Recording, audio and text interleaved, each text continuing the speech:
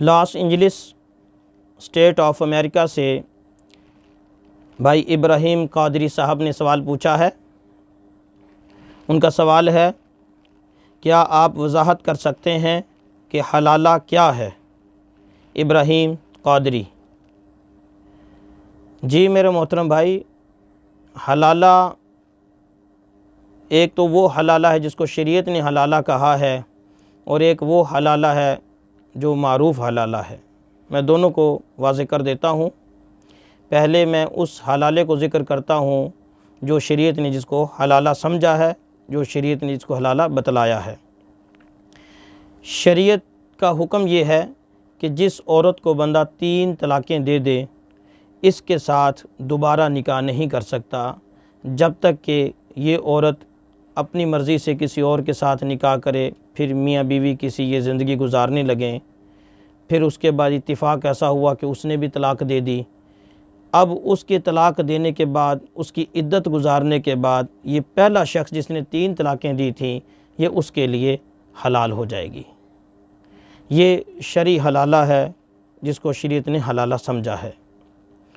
दूसरा हलाला जिसको बतौर हीला के इस्तेमाल किया जाता है, जिसकी हम भी मज़म्मत करते हैं कि अच्छा अमल नहीं, ठीक नहीं, हदीस में ऐसे शख्स पर लानत वारिद हुई है। मैं अर्ज़ करता हूँ, अभी आगे आते हैं। वो जिसको अवाम ने एक हीले के तौर पे हलाला बनाया हुआ है, वो ये है कि जिस एक बंदे ने किसी औरत को 3 तलाक़ें दे दी, फिर ये बंदा इस औरत को वापस लाना चाहता है, तो इस औरत को ख़ुद पे हलाल करने के लिए आर्ज़ी तौर पर किसी से निकाह करवाना। बंदा कोई आर्ज़ी तौर पर निकाह कर ले, फिर वो जिमा भी कर ले, फिर उसको तलाक़ दे दे और वो इसकी इद्दत गुजारे। इद्दत गुजारने के बाद इस पहले शख्स के लिए हलाल हो जाएगी।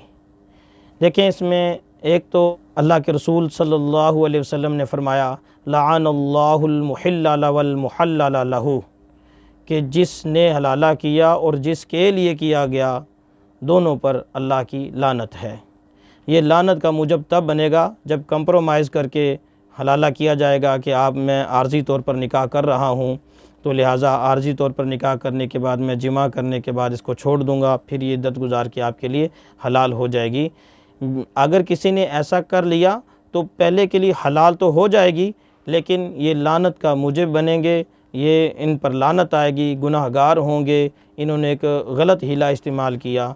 लेकिन हलाला होने के एतबार से यही फ़तवा है कि वो पहले शख्स के लिए हलाल तो हो जाएगी।